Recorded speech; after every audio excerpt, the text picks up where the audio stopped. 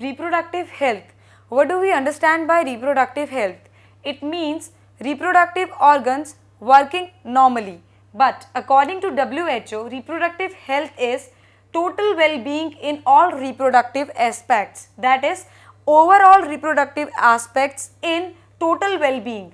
And these overall reproductive aspects are emotional, physical, behavioral and social well-being. So according to WHO, reproductive health is nothing but total well-being in all reproductive aspects. Now, to understand reproductive health, first we have to understand the problems encountered towards reproductive health and strategies which we adopt to overcome these problems. Now, first problem was population explosion. So in 1951, we introduced family planning.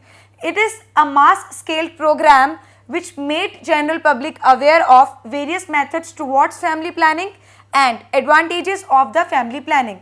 Further, the next is RCH. After family planning, the government introduced another program named as RCH. This is Reproductive and Child Healthcare Program, which leads toward better medical facilities to pregnant ladies and better and most advanced postnatal care. Next is awareness about reproductive health.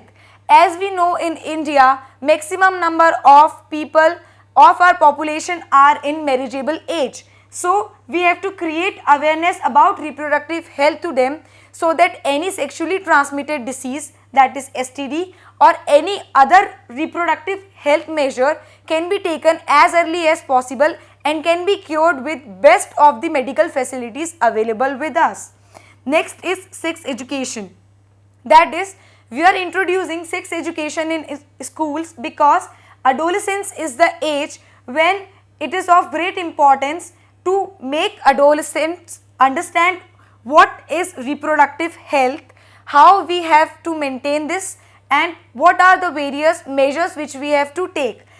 Sex education is to be introduced in schools, though in certain schools this has started, but yes, we still need to talk on it openly so that adolescents are to be secured or to be protected towards various sexually transmitted disease, various sexually transmitted infections, so that once they grow up, they lead to a better, safe and towards a good reproductive health. Next, what government did? Government put a ban on amniocentesis. Amniocentesis is nothing but a method of sex determination in which amniotic fluid around the womb was taken and sex was determined upon the pattern of the chromosomes. So once if it was found that the baby in the womb is girl child, then feticide was happening. So government put a ban on this so that people understand that the baby in the womb, be it a girl, be it a boy, is important, and if they'll go about doing abortions again and again, it leads to bad reproductive health. It is a danger for mother. To support these programs, we need great infrastructural support. That is, we do have infrastructure. We should have professional expertise who can decide which family planning, which program, how to develop the content of sex education.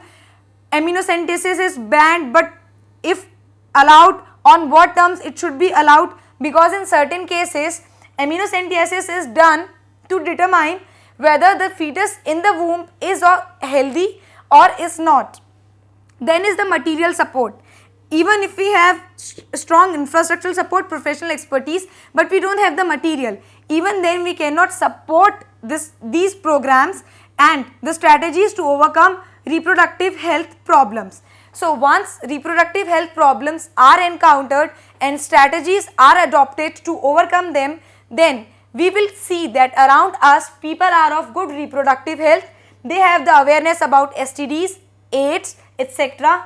They know how to do the family planning. They have small family, happy family, and they are actually in good state of, as WHO said, emotional, behavioral, social and physical.